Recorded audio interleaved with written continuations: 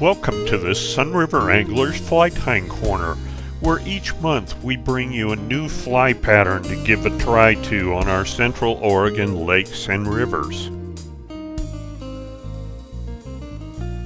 In addition to showing you how to tie each pattern, I'll feature fishing technique tips and tricks,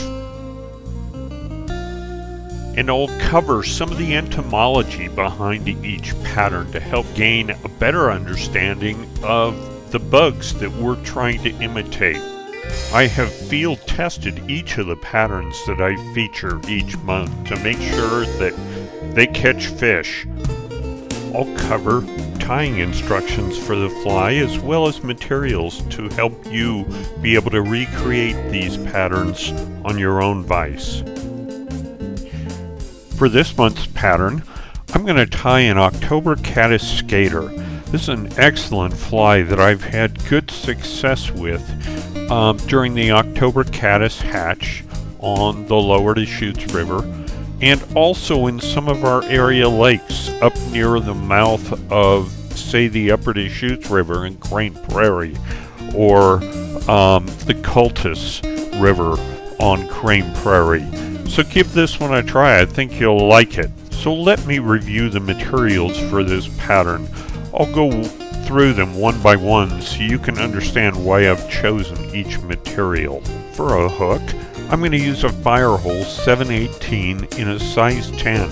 This is a wide gape barbless competition hook, curved for tying flies like an October Caddis. For the thread, I'm going to use an orange 3/0 flat wax thread or 70 denier. I use this to be able to compress the deer hair for the wing, so it's important to use strong enough thread. For the dubbing, I'm going to use a light orange dubbing that I can build a base or a fairly robust body with, and this is in light orange. I like to rib the abdomen with a little flash, and so I'm using just a pearlescent flash material for the ribbing. For the underwing, I'm going to use a dark Pardo CDC that I get from Trout Hunter fly tying materials. I'm also going to tie a collar of a soft hackle material using a Whiting Brahma hen, and the color I'm using is a dyed natural brown. And lastly, for the overwing and the head, I'm going to use a dyed orange deer hair that I'll stack in a stacker and then tie in like an elk hair caddis style, except much larger. So let's get started tying the October Caddis Skater. I'm going to tie in my thread right at the point where I'm going to lay the wing. Proportions are always important, and this is the time to start setting those proportions on the hook. So now I'm going to wind on my flash material and wind that all the way back to the tail set position on the hook. It's right above where the barb normally would be on the hook, although this is a barbless hook. So next I'm going to add some dubbing to my thread, and I'm going to start it up by the wing set position, and I'm doing that because I want to add 2 layers of dubbing to this pattern. So I'm going to start at the wing set position, wind all the way back to the tail. I'm going to try and taper this as best I can, and then I'll turn around and wind back up to the wing set position. You'll note I captured a few fibers when I first tied that on, and then I spun that dubbing around the thread to create like a yarn or a rope effect, and it adds strength and durability to the pattern. So now let me take the ribbing material and rib the abdomen of this fly to give it a little flash.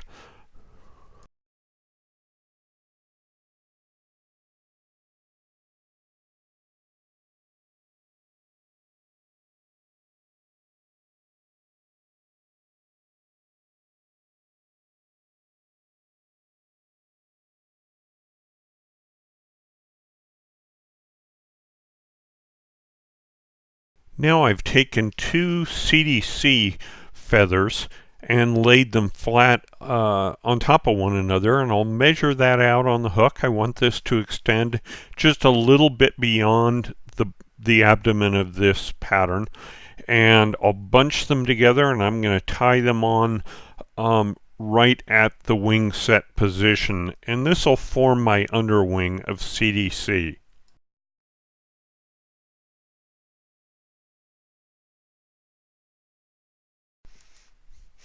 So now I've taken one of the Brahma hen saddle feathers, and I've put the tip into my hackle pliers, and I'll gently stroke those fibers backward, and then I'll take it out of my hackle pliers, clip off the tip to leave a little V, and that's going to enable the thread to have something to grab onto when I tie this in. I'm going to tie it in by the tip of the feather, and then I'm going to fold those fibers back and tie it in wet fly style. So the vivid side is forward and the duller side is backward facing. And we'll wind that around the hook. 2 to 3 wraps is usually adequate for this pattern.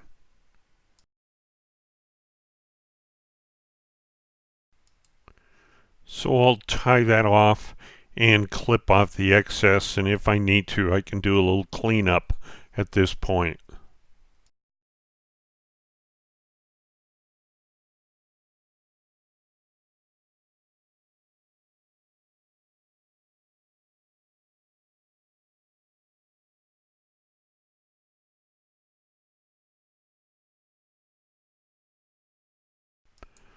So now I've cleaned and stacked a bunch of my orange deer hair, and I'm going to measure that out. I want the orange tips to extend to just about the length of the CDC.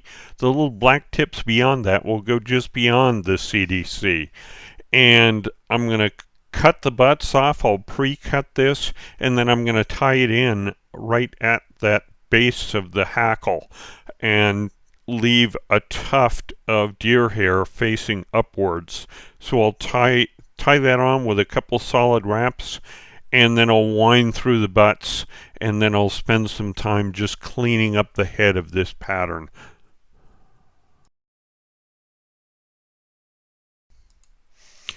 Before I take those cleanup cuts with my scissors, I'll whip finish and trim off the thread.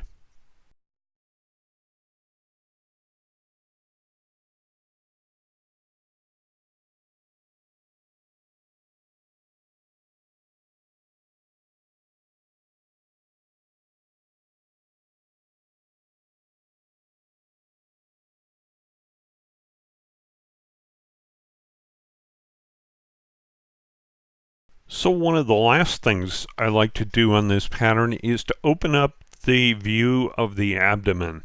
So I'm going to clip some of those hackle fibers just off the bottom of the fly so that that orange abdomen shows up clearly. That's a trigger for feeding trout, and I think a real important step in this pattern. Give this one a try on your local lakes and streams, and don't hesitate to strip it a little bit and move it on the surface of the water like a skater. That's the fly design, and it should work well for you. This has been your Sunriver Anglers Fly Tying Corner for this month. I hope you'll give the October Caddis Skater a try. It's a good pattern this time of year. And if you like what you see, please subscribe to this YouTube page and follow us at Sunriver Anglers on Facebook. Thanks for watching.